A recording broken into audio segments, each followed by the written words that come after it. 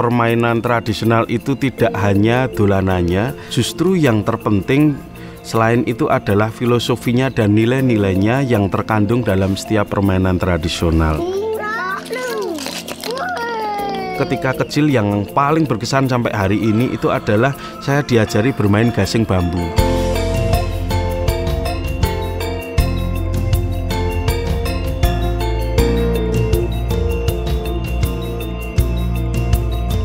Saya bergabung di Kampung Dolanan itu awalnya memang ini Mas, direkrut Mas Apet itu untuk bantu di Kampung Dolanan itu. Kebetulan kan sini ada angklung Nusantara, jadi lebih ke pengiring sebenarnya, pengiring angklung Nusantara. Saya lebih ke tahunya memang pelestarian permainan dolanan tradisional Nusantara. Mendengar dari owner juga, terus dari keprihatinan beberapa seniman, bahwasanya karena berdirinya Kampung Dolanan dengan keprihatinan mulai ditinggalkan semacam permainan tradisionalnya. Jadi keprihatinannya mengundang beberapa seniman, Mas Abed sebagai owner mengupgrade atau mengumpulkan beberapa inovasi. Jadi langsung terbentuk melalui wahana seperti Kampung Dolanan seperti ini. Kampung Dolanan kita inisiasi sejak 2011 dan selama 2011 itu berproses, kemudian kami mendapatkan funding pada tahun 2012 dan kami wujudkan selama setengah tahun, dan di pertengahan 2013 akhirnya Kampung Dolanan bisa kami dirikan.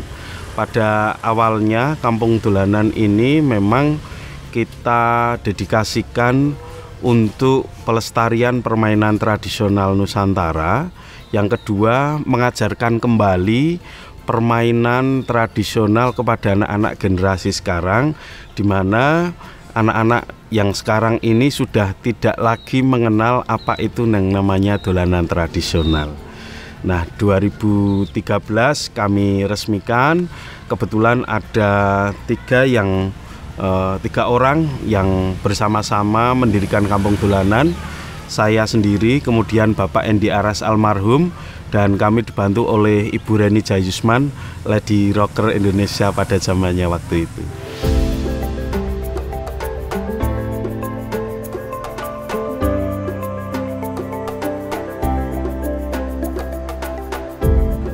Saya merasa punya keterkaitan dengan Kampung Dolanan ini sejak saya kecil. Bahkan ketika saya kecil itu bapak saya selalu membuatkan saya mainan.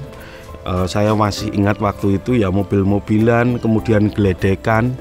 Kemudian ketika kecil yang paling berkesan sampai hari ini itu adalah saya diajari bermain gasing bambu. Gasing bambu itu gasing Jawa Tengah, gasing Jogja itu yang dibunyikan kemudian yang ditarik kemudian berbunyi ngung, dan itu berkesan buat saya.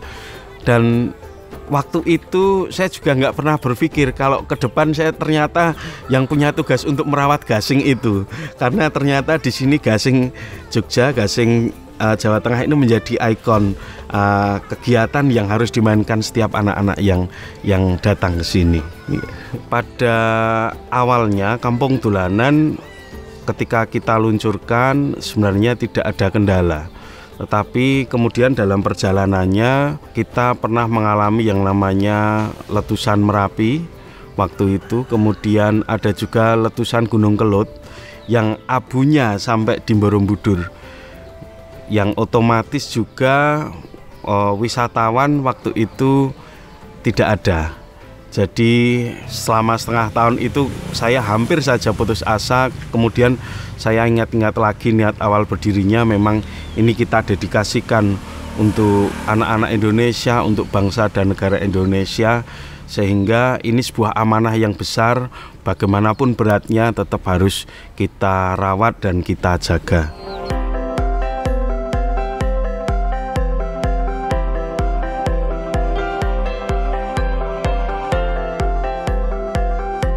Masa-masa anak-anak tuh hilang ya, seperti zaman dulu itu kan alam menjadi sahabat betul, jadi bagaimana anak-anak itu bergembira ya tanpa sesuatu yang sifatnya yang harus mengeluarkan biaya mahal gitu kan.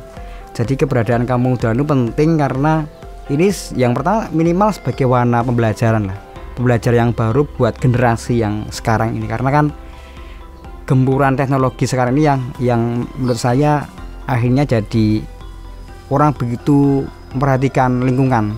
Kita memasuki zaman yang dimana sebuah dolanan tradisional sudah ditinggalkan, dan melalui hal ini peran besar dolanan tradisional adalah ke masyarakatnya sendiri.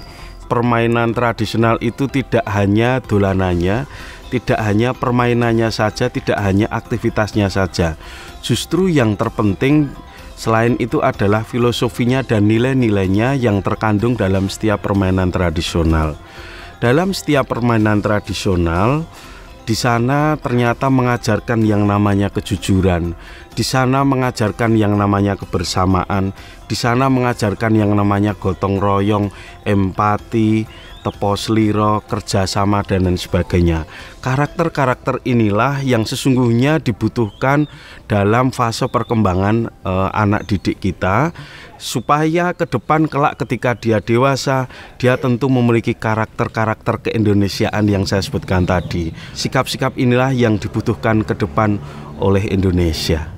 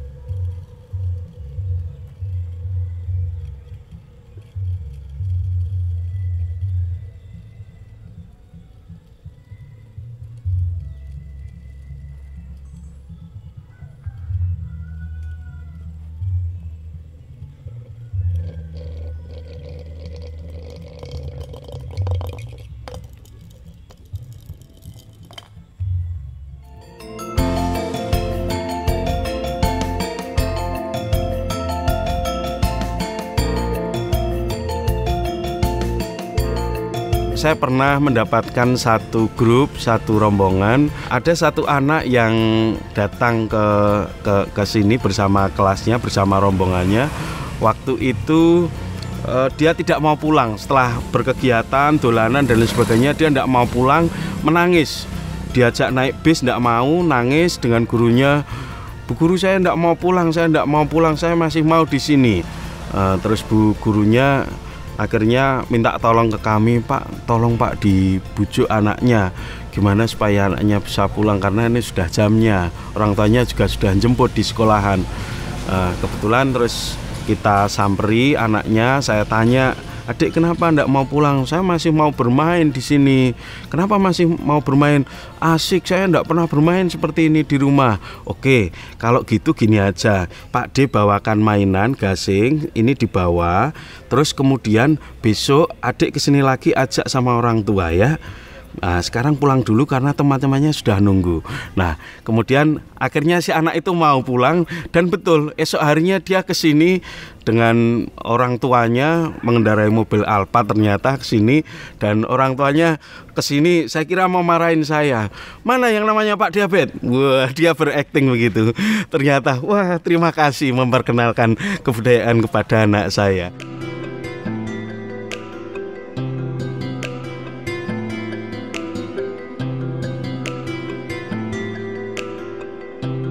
Beberapa event pernah kita seringnya lebih kepada sekolah-sekolah biasanya. Kita diundang ke sana, dan selama ini kita lebih lebih sering ke sekolah-sekolah ya. Kita semacam ada festival dolanan. Jadi di situ semacam ada tumpengan, tapi tumpengannya terbentuk dari banyak dolanan. Kita sebenarnya setiap tahun itu memang mengadakan yang namanya festival dolanan.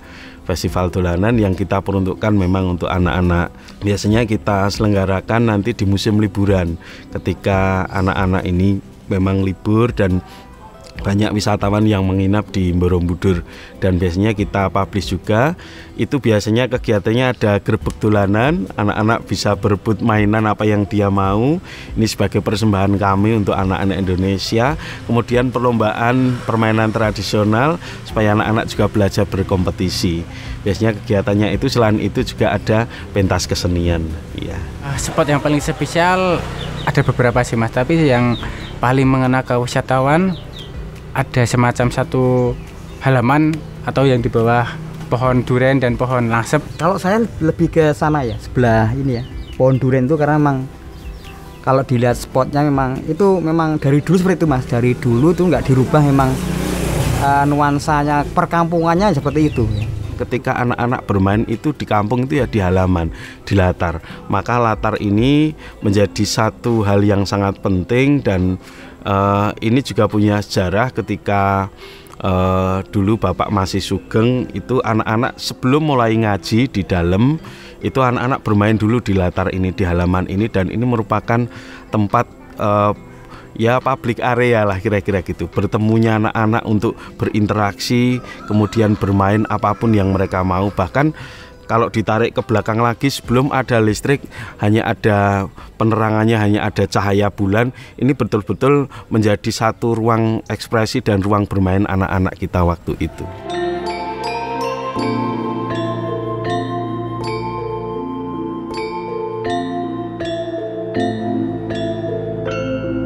Harapan ke depan ya, saya berharap sama teman-teman tuh kampung dolanan benar-benar bisa menjadi apa ya, istilahnya pendamping ya, ataupun alternatif kegiatan bagi semua orang untuk bisa apa, minimal bisa mereview kembali ya khasanah kekayaan permainan tradisional dan alat-alat musik tradisional. Itu kita sendiri kadang melupakan ya, bahwa kita memiliki sesuatu yang memang benar-benar luar biasa dan diakui oleh dunia, dan itu memang berasal dari Indonesia itu sendiri. Harapan atau doa pribadi saya untuk kampung dolanan, semoga kedepannya bisa bertahan sampai kapanpun, bisa mengedukasi ke anak-anak, ke masyarakat, bahwasanya kita adalah bangsa yang berkarakter, kita adalah bangsa yang kaya akan budaya nenek moyang, seperti salah satunya adalah permainan tradisional yang tidak bisa dimiliki oleh negara lain. Harapan kami kampung dolanan ini menjadi semakin besar, semakin manfaat, dan banyak pihak-pihak yang juga mendapatkan kemanfaatan. Karena selain dari pendidikan sendiri, dari sisi pendidikan, ternyata dari sisi dampak ekonomi masyarakat sekitar juga bisa merasakan, bisa menerima manfaat itu. Jadi ke depan kampung dolanan ini kalau semakin besar, nanti masyarakat juga semakin bisa mengakses semuanya, kemanfaatan dari ekonominya juga, karena kita hidup di lingkungan Borobudur, yaitu lingkungan pariwisata. Yang mau tidak mau kegiatan pariwisata adalah kegiatan ekonomi.